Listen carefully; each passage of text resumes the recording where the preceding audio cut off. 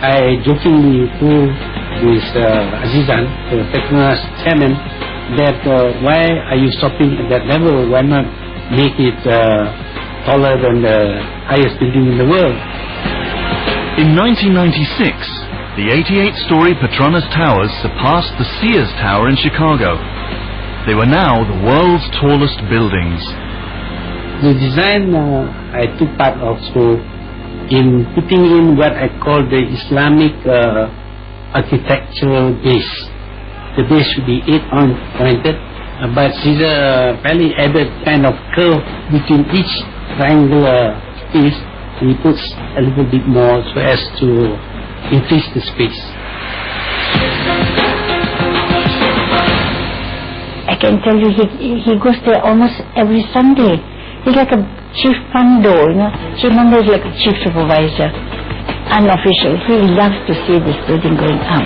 And best thing is that he wants to know how it works. A few years later, on September 11th, 2001, another Twin Towers dominated the headlines. Terrorists flew 2 commercial airliners into the World Trade Center in downtown New York. After 9/11, Dr. Mahathir and President George W. Bush, who were natural antagonists, decided they needed each other. Bush was looking for worldwide moderate Muslim leaders, and Dr. Mahathir, at the height of his unpopularity over Anwar's dismissal, had decided to mend fences with Washington. But it didn't last. In March 2003, America invaded Iraq.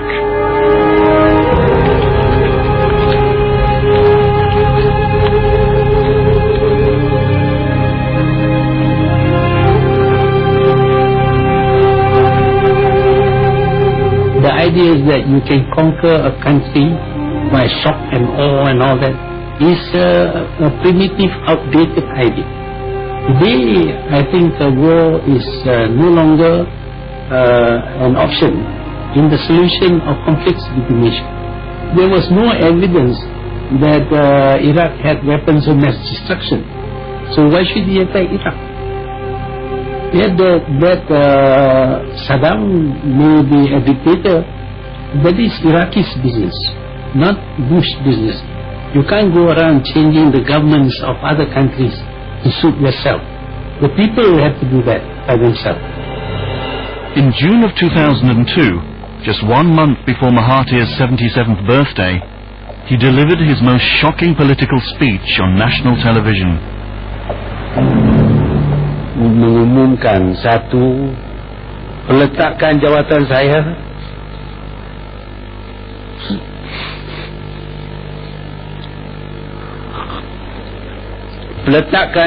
saya sebagai Presiden UMNO dan semua jawatan-jawatan yang dipegang oleh saya dalam parti. Peletakan saya sebagai pengurusi Barisan Nasional dan semua jawatan dalam Barisan Nasional.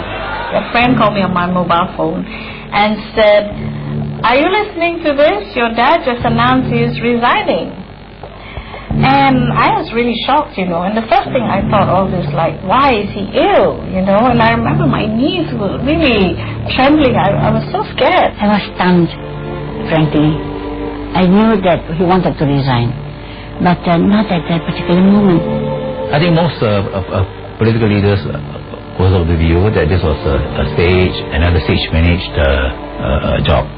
But I was of the view that probably he was quite genuine. As one of the best decisions he ever made. Mahathir is the sort of person who makes quick decisions.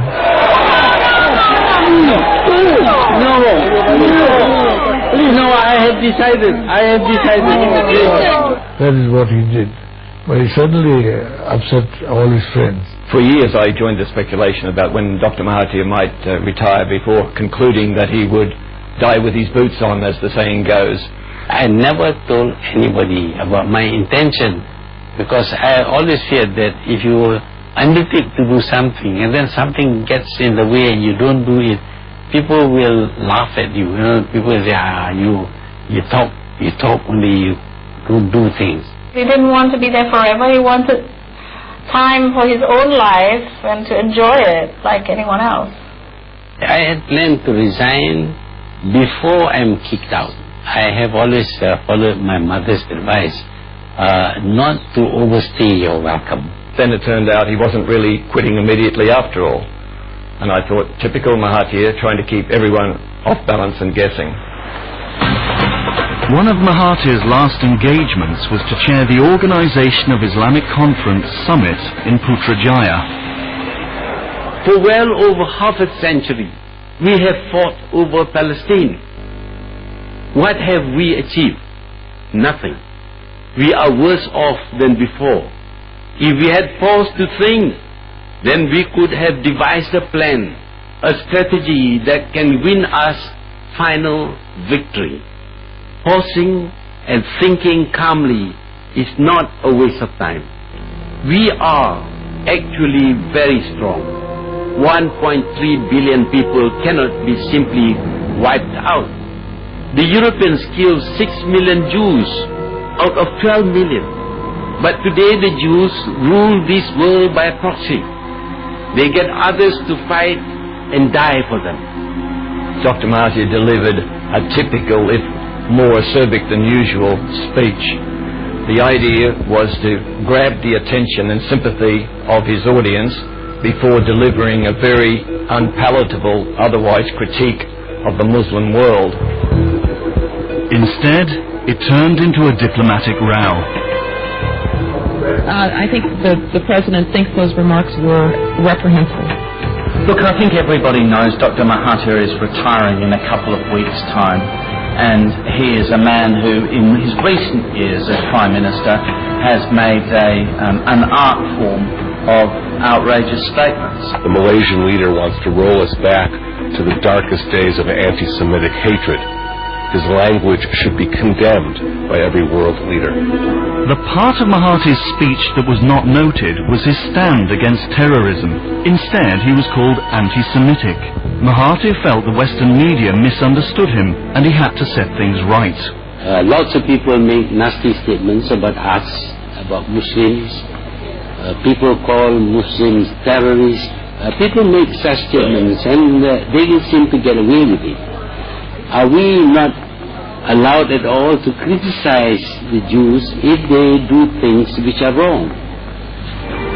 On October 31st, 2003, just over a year after announcing his retirement, Malaysian Prime Minister Dr. Mahathir Mohamad clocked out for the very last time, leaving his deputy, Abdullah Badawi, as the country's new Prime Minister. You are 22 years as Prime Minister, you are giving it up. Not because somebody pushes you up, but it is your own decision. It's a tough decision. From the Malay dilemma, you can realize that he wanted there to be a change so that the Malay community would be just as progressive as the non-Malays. But he felt that he didn't actually achieve that during his tenure of Prime Minister. Almost every year I have appealed to them. I have even said prayers. I had cried. I had tried everything possible to convince them that they have to change. That unless they change, they cannot succeed. You see, but and after 22 years of trying, I think I have failed. He achieved quite some success. One can see it in the way Malaysia has developed in a middle class that includes significant numbers of Malays, including many professionals that didn't exist when he came to power. At the same time, there was a lot of abuse of that affirmative action program that tends to detract from his reputation. Dr. Mahathir's 22 years in power was long for a Malaysian leader, but about standard or about average for the authoritarian leaders in the region. Suharto of Indonesia and Lee Kuan Yew of Singapore were longer. Marcos of the Philippines was about the same, so yes, he was about average. I still get people coming up to me. Strangely, a lot of them were Chinese. They came to me, even young people came up to me and say, well, thank you, I am a product of your period as Prime Minister. So that, that makes my day, you think? I think we have to move on without him, that's the idea of independence, that we can work our own way through. You can't have someone constantly holding our hands, But Mahathir would not retire quietly. I have said before that I'll be even more irresponsible after I've stepped down from being the Prime Minister. But of course, not being the Prime Minister, probably people won't take notice of what I say. So I'll be more free to say nasty things. Thank you. Okay, thank you very much.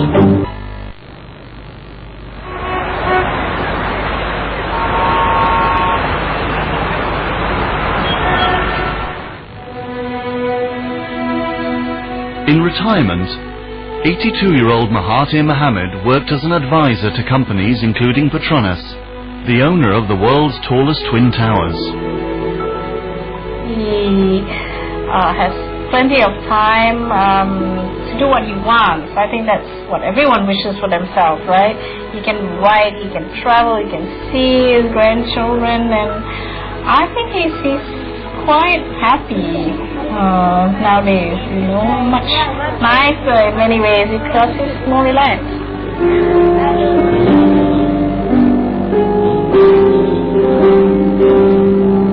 Where his temperament is concerned, he has mellowed. Mellowed, I don't know, because of his political duties, or maybe because of his age, that he tends to become more reasonable, more understanding. He's a very understanding person. In the 2008 elections, the Malay political party UMNO suffered a major loss. Mahathir felt someone should be held accountable. Although I'm retired, I'm a politician through and through. And for me, I need to see this country go on growing and be highly regarded. So if I see something wrong, I have to make my views heard, and if there is anything I can contribute, I would like to contribute. Mahathir called on his successor, Prime Minister Abdullah Badawi, to step down from his post. He made the same demand of Prime Minister Tunku Abdul Rahman almost 40 years ago after the 1969 elections. Nothing seemed to have changed. I knew very well that he will not keep quiet. It was not like Mahathir. I don't think he can ever quit politics. Politics is in his blood. No longer Prime Minister, Mahathir was now on the other side, looking in. During Mahathir's time, press freedom was curtailed and alternative views suppressed.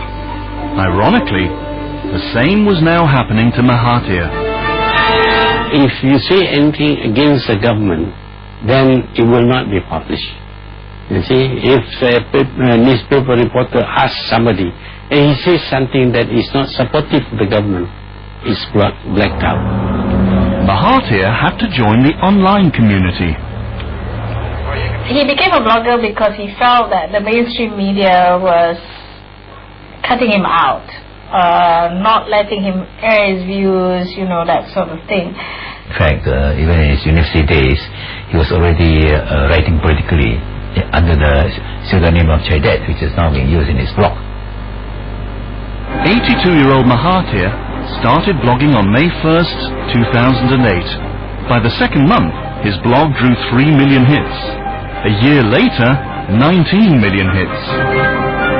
So people want to say these things, and they found that what I was saying is what they want to say. That is why they became interested in reading my blog.